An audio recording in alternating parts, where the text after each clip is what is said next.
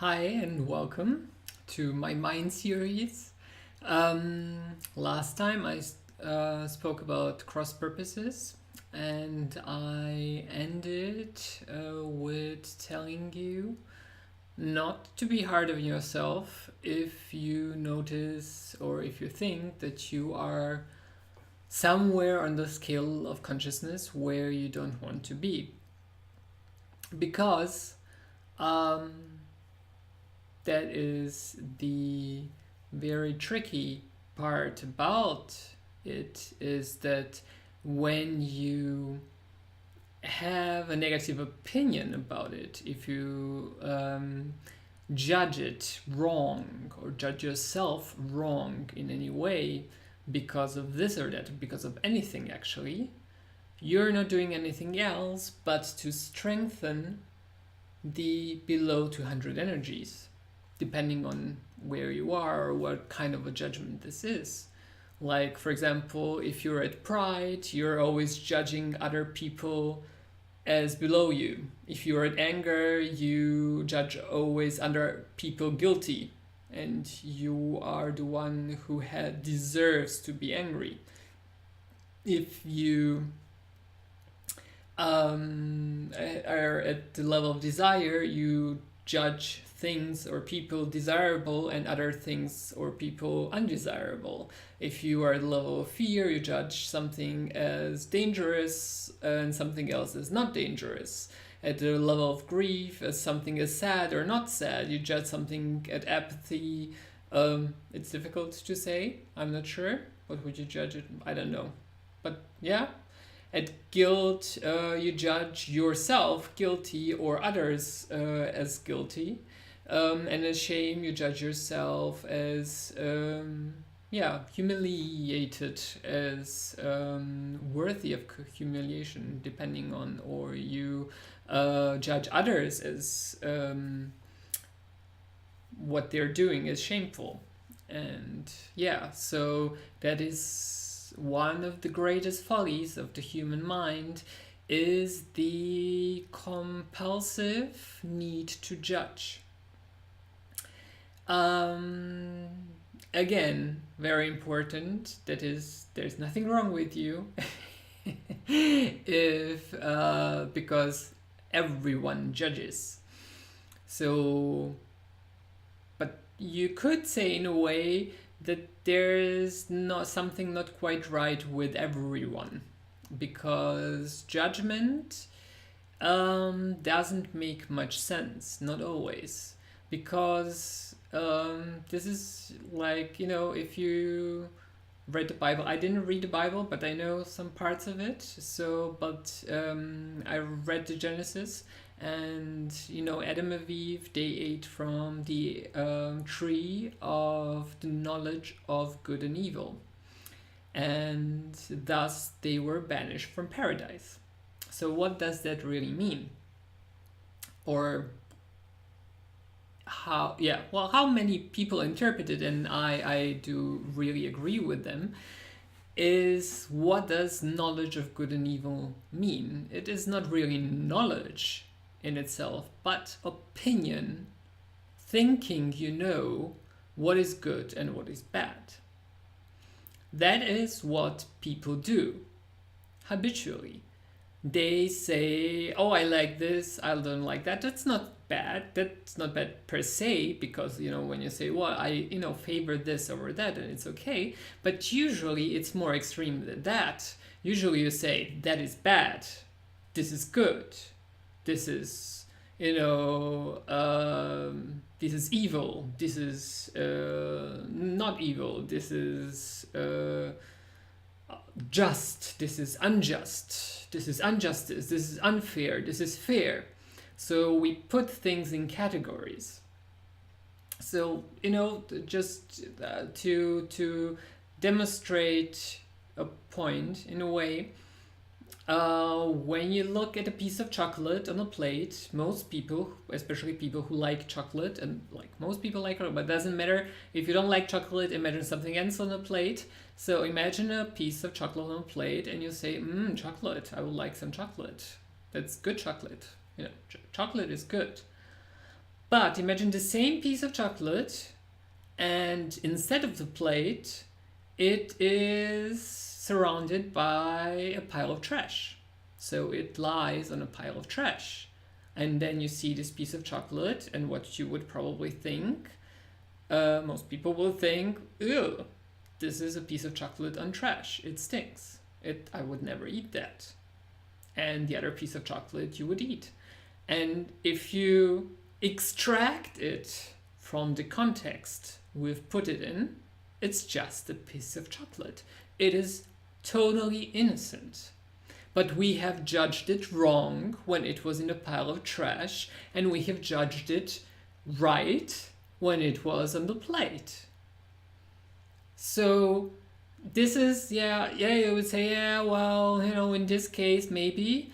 But it is actually like this in all kind of cases, because we spoke about, or I spoke about, there's no one else speaking here except the cat last time, but I spoke about every one of us having their own worldview. So everyone has their own point of view, and they see the world in a different way. So, and if you always, and your judgments depend on nothing else. They don't depend on objective points of view, because there are even people. I met a homeless person in Berlin who told me he only eats things that he finds in the trash. He doesn't need anything else but things that he finds in the trash. So for him, he wouldn't take the piece of chocolate on the plate, but he would take the piece of chocolate in the trash. So, and you would say, oh, that's terrible. But, for him, in his world, this is perfectly okay. And it should be okay. It's just an opinion. It's just an opinion. But we look at judgments in our world usually as the absolute truth. Like, only my way of seeing things is the right way, and all the other ways are wrong. This is how it usually is. And it goes further than that, we another form of judgment is also thinking we know what things mean or what they are for. Like, this is also very normal, because we are all children at a point, and when we are a child, we see the whole world with new eyes. We have no idea what anything means that we see. It's just an explosion of colors and shapes, and you're just like, oh my god, look at this. So this would be the appropriate way to see the world in a way. But we learn to discern things and to not see a blur of shapes and colors and everything is beautiful, but instead we see separate things. We say, okay, this is a whiteboard, this is a plant, this is a Buddha statue, this is a Natina statue, this is a dinner plant, and this is a person. So, and for every one of these words I said, or every one of those descriptions I said, you have an opinion of what this means.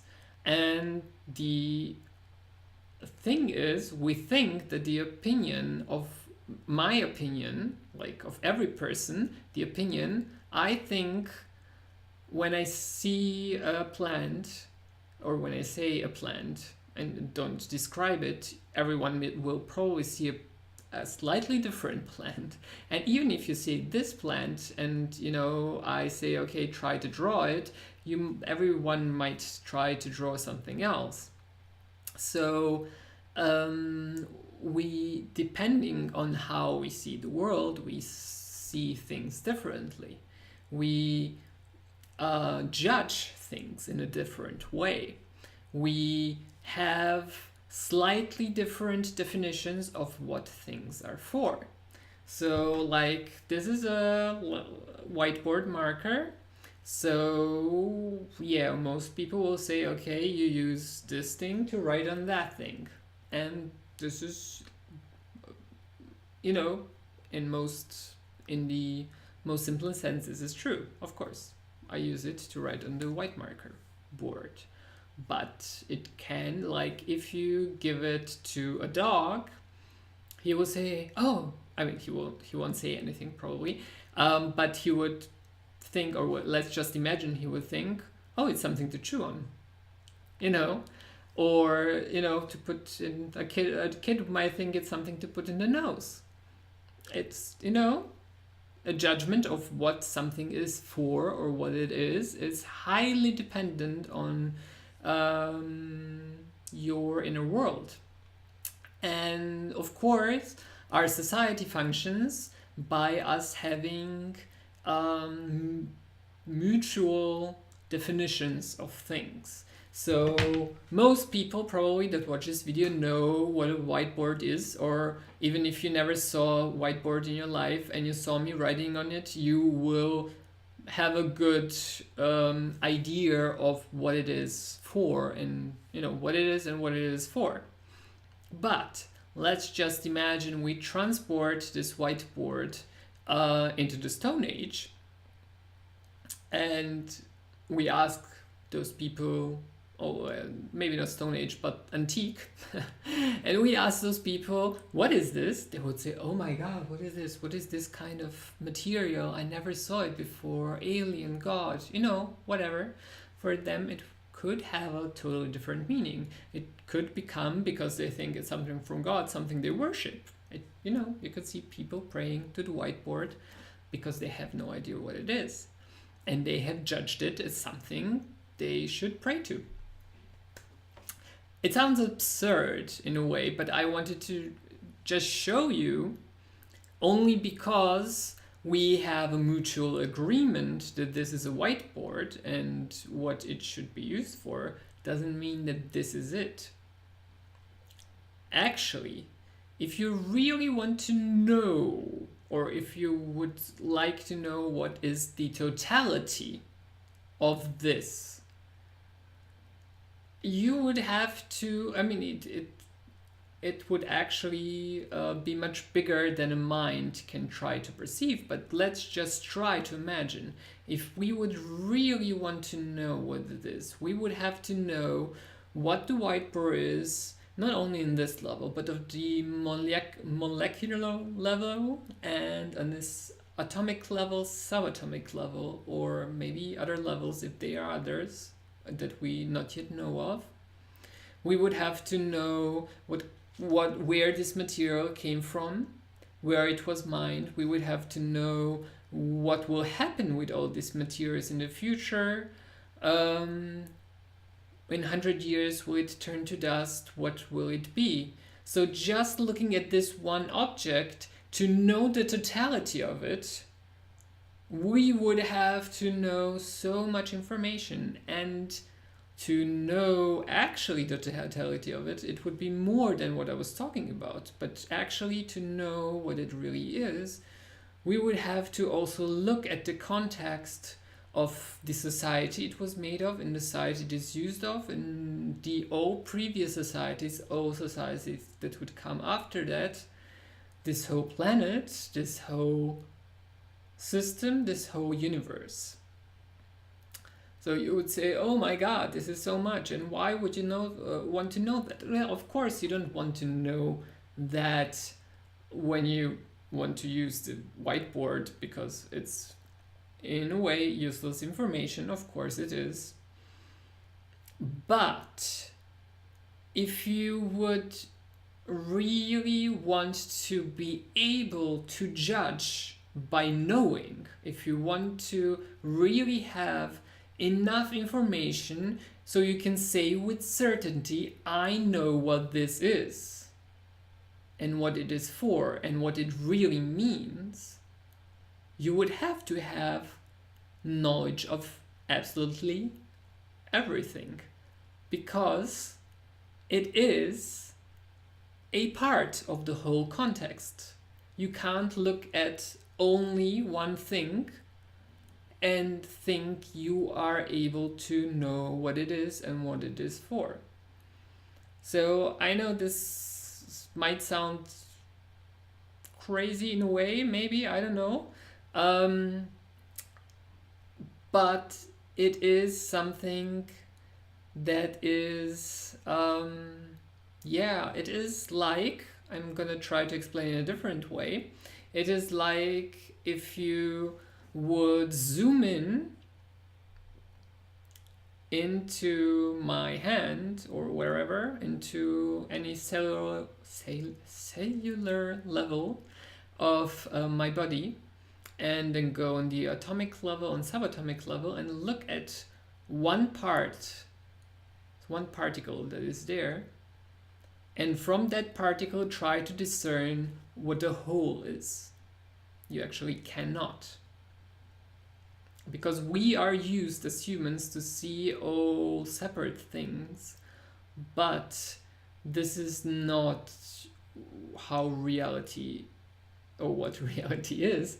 I will get to there a bit more, but just for now, let's just try to follow me that this whiteboard is also all the possible contexts that it can be in.